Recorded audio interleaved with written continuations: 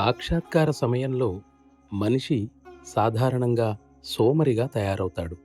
ఎందుకంటే అతనికి పని లేని ప్రదేశంలో ఉండాలనిపిస్తుంది. ఇలాంటి సందర్భంలో ఈ సోమరితనం మరీ ఎక్కువైపోయి చేయవలసిన పని పాడవకుండా అప్రమత్తంగా ఉండాలి.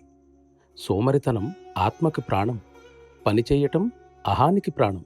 రెండూ మితంగా ఉండాలి.